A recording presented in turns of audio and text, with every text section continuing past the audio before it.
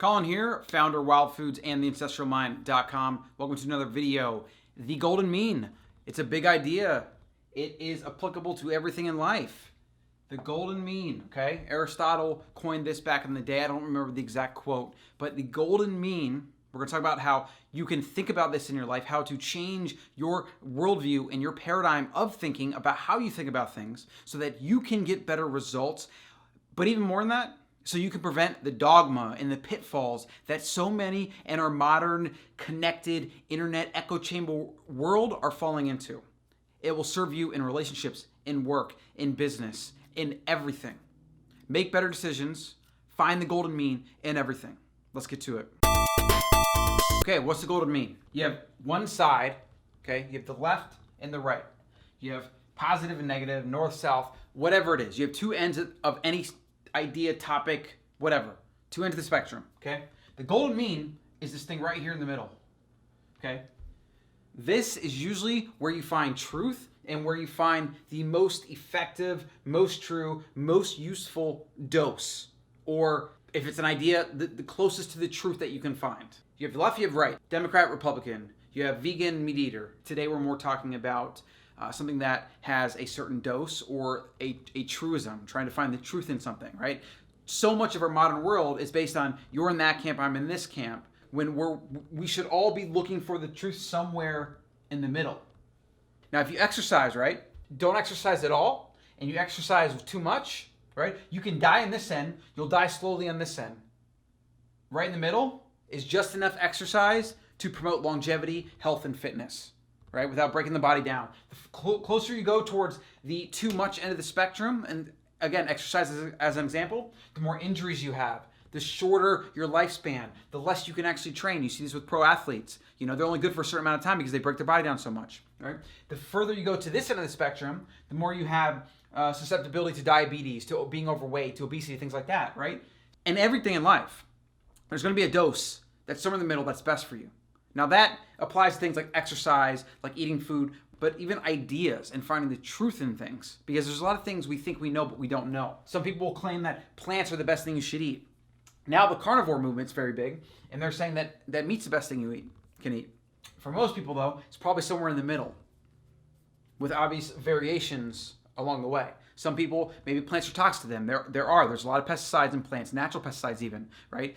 In fact, there's a recent study that showed that 99% of the pesticides that the average person eats in a industrialized society comes from the plants themselves and not from what's been spread by the corporations. So that's just something to keep in mind. And some people respond to these pesticides worse than others, right? So they would have a different golden mean based on their biology and based on what they're eating and other things like that. With sleep even, if you don't sleep at all, left end of the spectrum, you're going to have issues. If you sleep too much, a lot of times you find that people are actually more tired, and that's usually a result of REM sleep, and obviously sleep debt comes into effect and things like that, but there is issues if you sleep too much. There can be issues in your day-to-day life, and so the golden mean for you, for someone else, etc., is going to be finding what the optimal amount of sleep is for you based on your exercise, based on your food, your nutrition, your diet, your lifestyle, your age, all these things. That's the thing about golden mean, is it's very dependent on, when it comes to people, right? It's dependent on the organism because there's a lot of variables and there's a lot of personal variables that you have to account for. So finding the golden mean is going to be different for each person.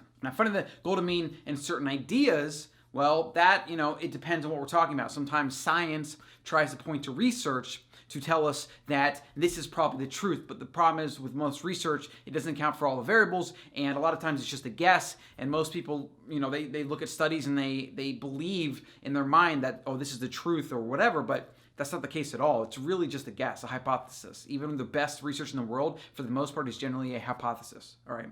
So finding the golden mean in your life for things like this is a never-ending struggle or a never-ending pursuit. But making a point to find that golden mean. If you work too much, you get burnt out. If you don't work at all, you get discontent, you don't make money, whatever. Let's even say just political ideals. If you're a Democrat, maybe let's say this side, Republican on that side, and both have your strong beliefs. Well, the thing that's actually going to be the best moving forward, that's going to be bipartisan, right, that we can all agree on, is going to be somewhere in the middle. It's going to take this side kind of acquiescing a little bit, this side acquiescing a little bit, giving up a little bit, and then converging on the things that matter the most, the primary first principles. And then from there, you can build on top of. And I don't really want to talk about politics. You find this stuff in debating, you find this in arguments. Generally, the problem that people run into is they don't try to find the golden mean to whatever they're talking about. People get adamant in their side, in their point, in that being right, and they're not willing to see the value in the other sides. It becomes very combative, right? But again, the truism of anything, whether it's gun control, abortion, whatever, is you have this side and that side, and somewhere in the middle is where you have the truth. Now, obviously, this is some great theory stuff, but what about for your life? How are you going to implement this idea, and how can you think to find the golden mean in your everyday life, and think in first principles, which is what we're going to talk about next, first principles thinking, and what is that going to do for you? Elon Musk is known for his first principles thinking. It's how he was able to build SpaceX and launch rockets for a fraction of the cost that the industry did so for. And everyone, when they told him that he wanted to do it, I think it was like 10 or 20 million to launch he wanted to get down to. Most launches were around like 100 to 150 million. People told him he was crazy. But what he did, and this is the genius of it, okay? And this is the power of first principles thinking. He said, okay, what are the bare essentials that go into making a rocket and getting it into the atmosphere? For the most part, you need a certain amount of fuel, right? And that fuel costs a certain amount of money. That's one of those things that there's not a lot of variability to. But what about the actual atoms that have to be put together to make an actual rocket? You have screws, nuts, bolts, computer chips, different metals, all these different components, right? And what was the industry doing at the time? They were sourcing these ingredients from a mix of companies. If you think about what a company has to do, it has to make a profit. So every single component you bought from a company is actually making a profit. You're not just paying for the raw materials. You're paying for the raw materials plus the profit or the assembly, labor, whatever. So he thought, if I could get these components and make them in-house, maybe I could use 3D printing, maybe we can get the raw materials ourselves and make them ourselves. We could bring the cost down because we could immediately get rid of all the profit. And that was literally what they were able to do SpaceX and to now be one of the top rocket companies in the world and have a multi-billion-dollar contract with NASA.